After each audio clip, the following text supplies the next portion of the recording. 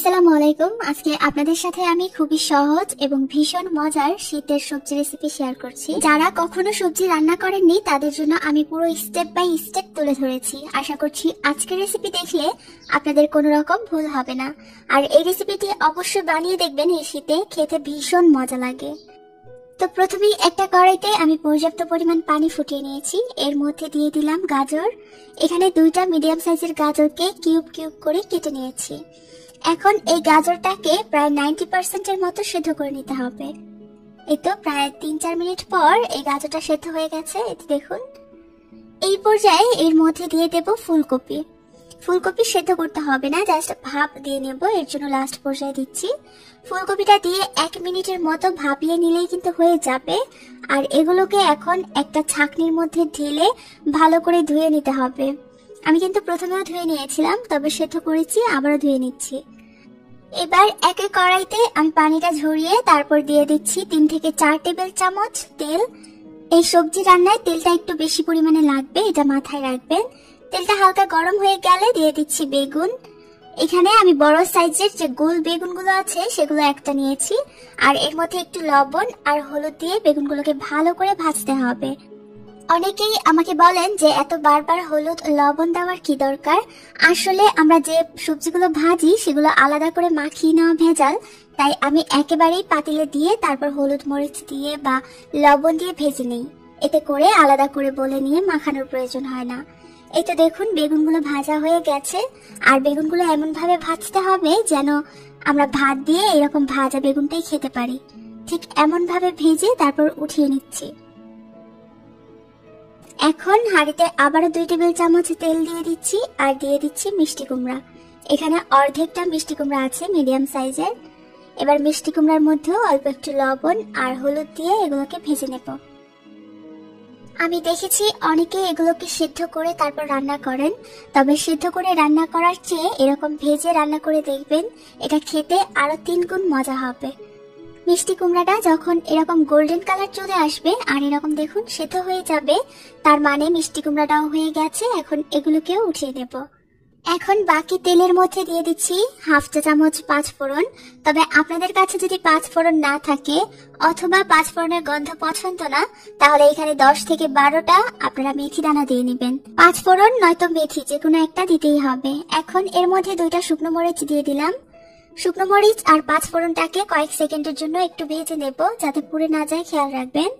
যখন ভাজা হয়ে যাবে 2টা মিডিয়াম সাইজের পেঁয়াজ কুচি দিয়ে দিচ্ছি। তবে যারা নিরামিষ রান্না করতে চাচ্ছেন তারা পেঁয়াজটা স্কিপ করে দিবেন, তাহলেই নিরামিষ হয়ে যাবে। পেঁয়াজটা হালকা করে একটু ভেজে নেব যাতে গন্ধটা চলে যায়। এবার দিয়ে দিচ্ছি সিম এখানে 20 থেকে 25টা আছে। আর দিয়ে দিচ্ছি বেশি করে কাঁচামরিচ ফালি। কাঁচামরিচটাকে পুরোপুরি ফালি করে দিয়েছি, কারণ এই রান্নাতে আমরা কিন্তু মরিচের গুঁড়া খুবই অল্প পরিমাণে ব্যবহার করব, তাই অবশ্যই করে কাঁচামরিচটা বেশি করে দিতে হবে, নয়তো রান্নাটা মিষ্টি মিষ্টি লাগবে। তো এগুলোকে ঢাকনা দিয়ে ঢেকে 1 মিনিটের মতো ভেজে নেব, সিমটা যতক্ষণ না নরম হয়ে আসছে। মাঝে মাঝে ঢাকনাটা খুলে এরকম ভাবে নেড়ে দিতে হবে, নয়তো নিচে লেগে যাবে আর পুড়ে গেলে খেতে কিন্তু ভালো লাগবে না। সিমটা ভালো করে ভেজে নেওয়ার কারণ হচ্ছে সিমের মধ্যে যে একটা এক্সট্রা গন্ধ থাকে সেটাও চলে যাবে, আর ভাজার ফলে এটা খেতে ভালো লাগবে। তো ভাজা হয়ে গেলে 1/2 চা চামচ হলুদের গুঁড়া, 1/2 চা চামচ মরিচের গুঁড়া, 1 চা চামচ রসুনের পেস্ট আর 1/2 চা চামচ আদা বাটা দিয়ে দিলাম। এবার একটু পানি দিয়ে এই মশলাগুলোকে সিমের সাথে খুব ভালো করে একটু কষিয়ে নিতে হবে। মশলাটাকে অবশ্যই কয়েকবার পানি দিয়ে ভালো করে কষিয়ে নিতে হবে, যাতে করে সবজি থেকে কোনো রকম আদা রসুনের গন্ধ না আসে। এই পর্যায়ে আমি টমেটো দিয়ে দিচ্ছি। আমার কাছে ফ্রোজেন টমেটোটা ছিল, তাই ফ্রোজেন টমেটো দিলাম। এখানে মিডিয়াম সাইজের 2টা টমেটো আছে, আপনাদের কাছে টাটকা থাকলে সেটা দিয়ে নিতে পারেন। এখন টমেটোটা দেওয়া হয়ে গেলে এর সাথে ভালো করে কষাবো।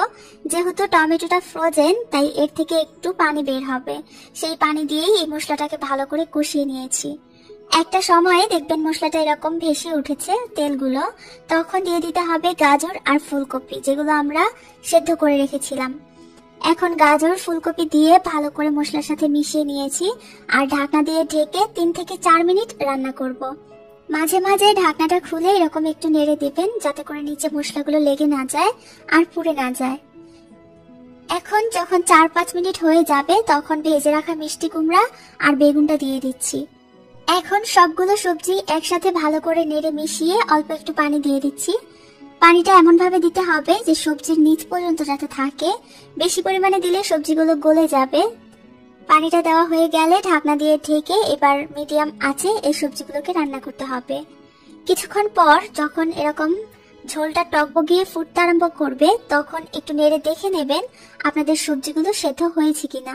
সবগুলো সবজি কিন্তু আগে থেকেই সেদ্ধ করা, তাই বেশিক্ষণ সময় লাগবে না। এবার পরিমাণ মতো বেশি করে ধনিয়া পাতা দিয়ে দিলাম আর ভালো করে নেড়ে নিচ্ছি। এই যে হালকা ঝোলটা দেখতে পাচ্ছেন, এই হালকা ঝোলেই আমি এই সবজিগুলো রাখবো আজকে। আপনারা চাইলে পুরোপুরি ভেজে ফেলতে পারেন, তবে এরকম হালকা মাখা মাখা ঝোল রাখলে কিন্তু খেতে ভীষণ ভালো লাগে। তো আমাদের সবজি রেসিপি একদম কমপ্লিট হয়ে গেছে, কারণ সবজিগুলো সেদ্ধ হয়ে গেছে। লাস্ট পর্যায়ে লবণটা একটু চেক করে দেখে নামিয়ে নিলেই হয়ে যাবে। ভিডিওটি ভালো লাগলে লাইক এবং কমেন্ট শেয়ার করার অনুরোধ রইল। সবাই অনেক বেশি ভালো থাকুন। আল্লাহ হাফেজ।